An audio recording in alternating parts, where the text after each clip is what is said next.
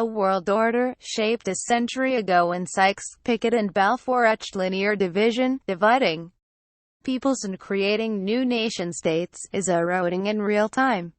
It is a moment for this generation's diplomats to lead through the change, a chance for U.S. Secretary of State Rex Tillerson to snap out of his reticence and shine.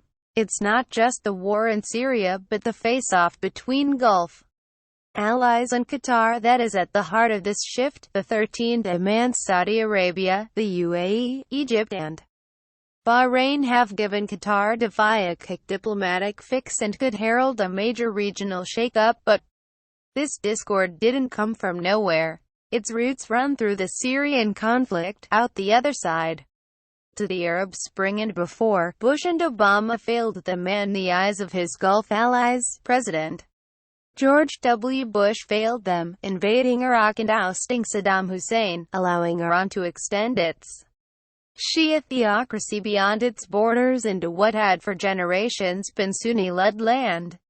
In their rise again, President Obama failed them when he didn't back their common allies, Hosni Mubarak in Egypt and Zine El Abidine Ben Ali in Tunisia, during the Arab Spring. Obama also compounded Saudi angst by cementing a nuclear deal with Iran a few years later and failing to more fully engage Assad's and Iran's forces in Syria. Saudi Arabia ramped up its defense spending, supersized its security forces, and surrounded itself with Sunni allies. Along that path, a new ambitious heir to the throne has arisen. Fast forward to today, and the clash with Qatar comes as Saudi Arabia and its Sunni allies seek to impose their vision on the region. In short, to demand allegiance in an atmosphere poisoned by the polarization that seeps out of Syria. In the past 3 months alone, missiles from Russia, Iran and America have slammed Syria. Like regional rival Turkey, each has combat troops in country. A proxy war without rival in recent times. Battle on the ground is finally slowing as Assad consolidates his grip, and separately ISIS's caliphate is being scotched from the landscape. But what the regional crisis reveals, shrouded in the multi-layered surrogacy of this war, is an ugly, ethno-sectarian disease spreading its infection way beyond Syria's borders. While we have all been distracted by the destruction and death inside Syria, it's what's happening outside that could become a serious cause for concern, too. As divisive as the Syrian conflict has become, what really threatens to rip through today's Middle East alliances is the Gulf standoff with Qatar. It comes at a magnitude and pace that could, if it is not settled soon, look like a road that should have been taken in life's rear-view mirror. But as this region teeters on the verge of fundamental change, President Trump is distracted by domestic political drama. Trump's recent trip to Saudi still has many guessing here about what was said in his conversations with Arab leaders and whether he may have inadvertently played a role in triggering the sudden confrontation. Europe, too, is distracted, both by kvetching over Brexit, and by grappling with the implication that President Trump is not just absent from the world stage but also a stranger to their values.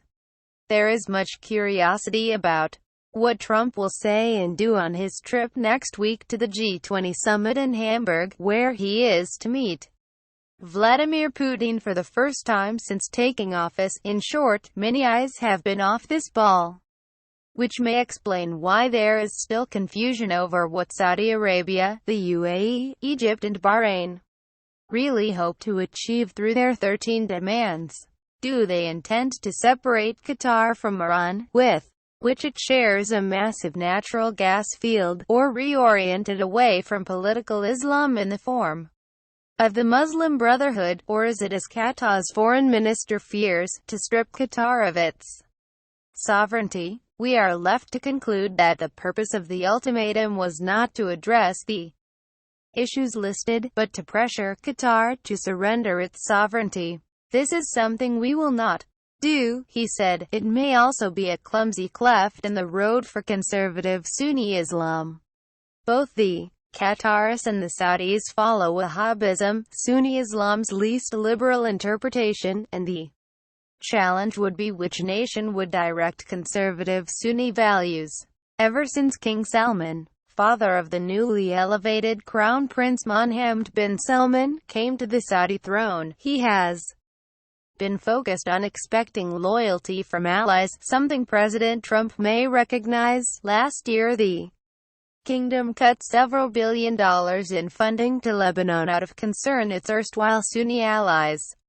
There could not stop the money ending up in the pockets of Hezbollah, Iran's militarized Lebanese proxies. It was an object lesson in loyalty that neighbors like Jordan heeded. Wake-up call for Tillerson, perhaps a little belatedly. U.S. Secretary of State Rex Tillerson finally has his eye on the ball, undoubtedly recognizing that the stakes are very high. Tillerson is proving far more timid in his new role than expected, given that, as CEO at Exxon, he'd been known as a robust leader. A glimmer perhaps returned this week when asked if he was satisfied with the pace of staffing at the senior levels of the department. He responded, "No, I'd like it to go faster." Tillerson was reported to have had a heated clash with White House officials on that same issue, but perhaps this was really a reflection of his workload and a realization of how far behind he is, and how much of a hole the Middle East might be in, without sustained diplomatic intervention, in the past few days alone. Tillerson has met with several of the Qatar standoff protagonists publicly, including the Qatari foreign minister and the Kuwaiti acting information minister, who like Tillerson has become a middleman trying to manage a way out of the chaos. Tillerson may also have met others on the QT.